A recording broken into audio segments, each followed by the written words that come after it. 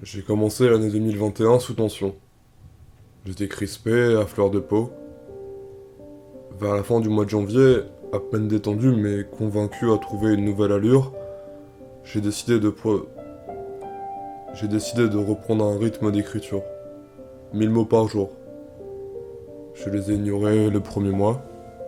Je les ai tenus à partir du 1er mars, dans ces environs. J'ai tout d'abord écrit une ébauche de roman qui, en réalité, est plutôt un grand flux de conscience, un approfondissement de toutes les directions germant dans mon esprit. En somme, j'avais écrit un journal. Lorsque j'ai décidé d'arrêter l'écriture de ce pseudo-roman, j'ai commencé une obsession pour les cours et les conférences de Jordan Peterson. Chaque jour, le matin, de 10h à 11h30, j'assistais à l'une de ses vidéos, prenant méticuleusement en note. Je l'écoutais parler du Self-Authoring Program, une méthode d'introspection qu'il proposait sur son site et de, plus largement, l'importance du compte-rendu, d'être l'analyste de sa propre âme. Il est étonnant qu'en tant qu'embryon de littérateur, je ne me sois jamais contenté que d'exposer les failles d'autrui.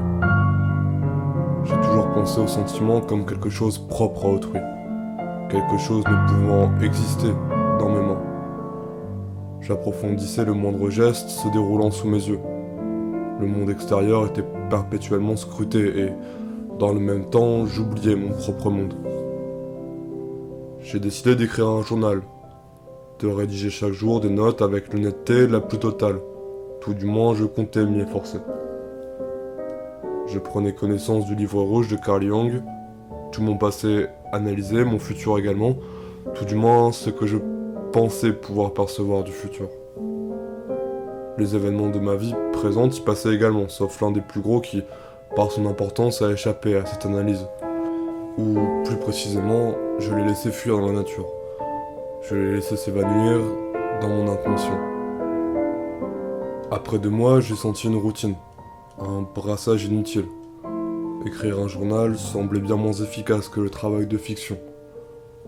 Si le journal m'apportait de la profondeur, il procurait moins de soulagement.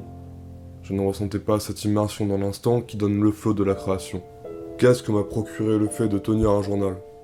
Je veux dire, au-delà de tenir un nombre de mots par jour. Peut-être de la profondeur, davantage de recul.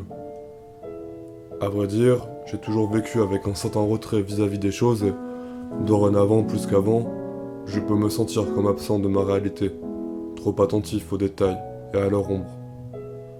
Tenir un journal m'a tout de même permis de me poser avec plus de sérénité à la table d'écriture.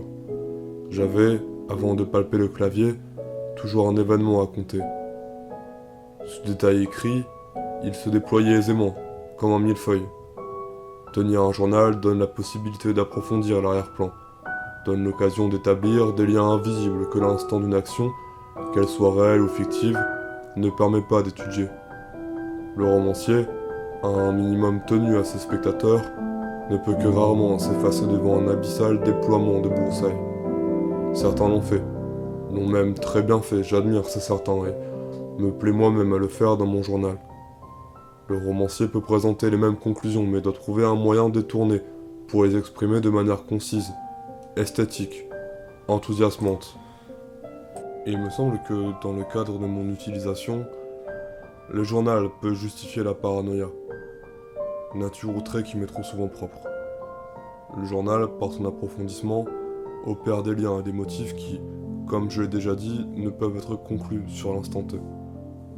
Alors, peut-être est-ce que certaines personnes, contrairement à moi, prévoient leurs mauvaises actions ainsi que le moindre mot dans leur journal, mais pour ma santé mentale, mieux vaut continuer d'affirmer que ce n'est pas le cas pour l'écrasante majorité du pays. En somme, qu'est-ce que le journal? Un croquis de pensée, un tas de croquis permettant la découverte de la profondeur, du mouvement. Comme toute opération à cœur ouvert, cette écriture est dangereuse. Je comptais, tandis que j'écrivais les premières pages de mon journal, en faire une édition papier que je garderai dans ma bibliothèque afin de le consulter de temps à autre. L'idée me paraît bonne, mais je retarderai certainement de quelques années la lecture de certains passages afin que cela m'apparaisse non pas comme une confession, mais comme un roman.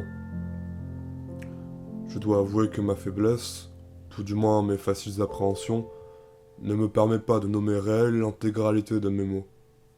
Malheureusement, je continue de draper ce qui, je pense, me rend coupable. La fiction continue d'être mon plus fidèle fusain.